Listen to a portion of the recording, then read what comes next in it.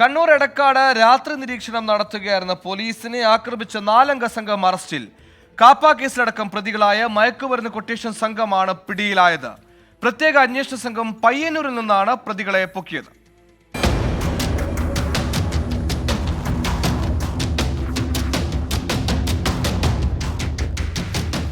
നിരവധി ക്രിമിനൽ കേസുകളിൽ പ്രതികളായ കൊട്ടേഷൻ സംഘത്തെയാണ് കണ്ണൂർ സിറ്റി പോലീസ് കമ്മീഷണർ നിയോഗിച്ച പ്രത്യേക സംഘം അതിസാഹസികമായി പിടികൂടിയത്.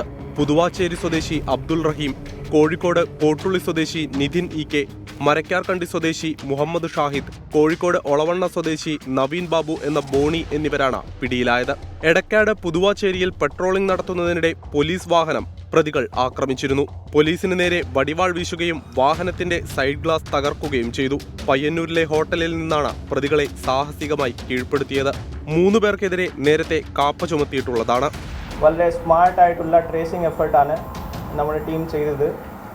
അത് ചെയ്തിട്ട് ഇന്നലെ രാത്രി ആ ഹോട്ടലിൽ റെയ്ഡ് ചെയ്തിട്ട് നമുക്ക് നമ്മുടെ പോലീസ് ടീം ഈ 4 പ്രതികൾ അതിനെ കൂടാതെ രണ്ട് അധികം ആളുകൾ പിടിക്കാൻ സാധിച്ചു. മൊത്തം 6 പേർ ഞങ്ങൾ കസ്റ്റഡിയിൽ എടുത്തു. ഇതിൻ്റെ 4 ആളുകൾ ഈ ക്രൈം എടക്കാട് പോലീസ് സ്റ്റേഷനിൻ്റെ അന്നേ ദിവസം 8-ാം തീയതി സംബന്ധിച്ച ക്രൈം സംബന്ധിച്ചു. കൊട്ടേഷനും മയക്കുമരുന്ന് കച്ചവടവും തൊഴിലാക്കിയവരാണ് പ്രതികളെന്ന് പോലീസ് പറയുന്നു. 20-ലേറെ കേസുകളിൽ പ്രതികളാണ് ഇവർ. 24 കണ്ണൂർ.